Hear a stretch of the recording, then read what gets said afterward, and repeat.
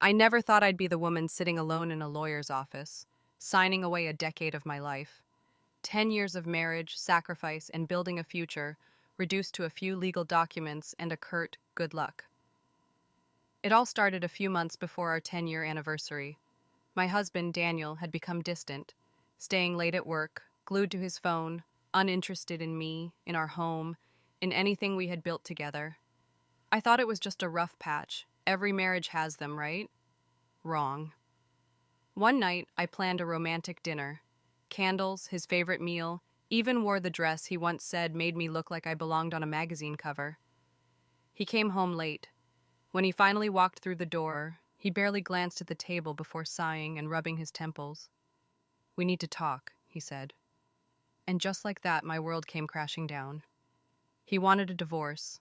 No explanations, no discussions, just he wasn't happy anymore. I begged him to tell me what was wrong. Had I done something? Was there someone else? He just shook his head and left the room. The next morning, he moved into a hotel, and a week later, a lawyer served me the papers. I was devastated. But I had no choice, so I signed. Fast forward a few months, I was starting to heal. I had picked up new hobbies, focused on work, and even started therapy. But then, I found out the truth. A friend sent me a link to an Instagram post. It was Daniel, at a beachside wedding, smiling, laughing, and standing beside him, wearing a white dress, was a woman I had never seen before. Married. He was already married. The date on the post? 2 weeks after our divorce was finalized. My hands shook as I scrolled through their pictures. Honeymoon in Greece, moving into a new house. His caption on one post read, "Finally, my forever." Forever? What had the last 10 years been for me? I couldn't breathe. My mind raced. How long had he been with her? Did he leave me for her? I felt sick, betrayed, humiliated. I needed answers. I reached out to an old mutual friend, someone who still kept in touch with Daniel, and what they told me made my heart drop. Daniel had been seeing this woman, let's call her Emily, for 2 years before our divorce.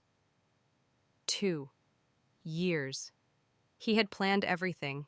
The distancing, the sudden lack of affection, even the way he made me feel like our marriage was dying naturally. It wasn't. He was killing it so he could be with her, guilt-free. But the worst part, he had been funneling our joint savings into a separate account.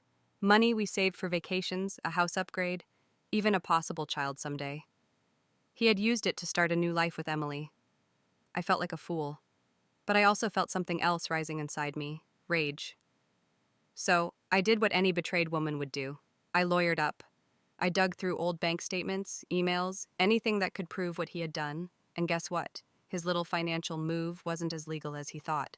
Long story short, I took him to court, and while I couldn't undo the betrayal, I got back what was mine. It took time, but I healed. I stopped blaming myself.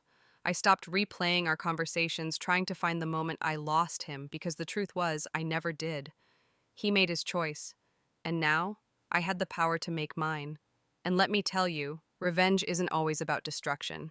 Sometimes it's about rebuilding, about showing the world, and yourself, that you are so much stronger than the pain someone else left you with.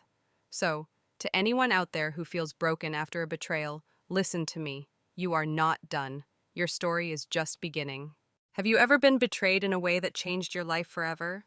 Share your story in the comments. Let's support each other. And if you enjoyed this story, don't forget to like, subscribe, and hit that notification bell for more jaw-dropping Reddit tales.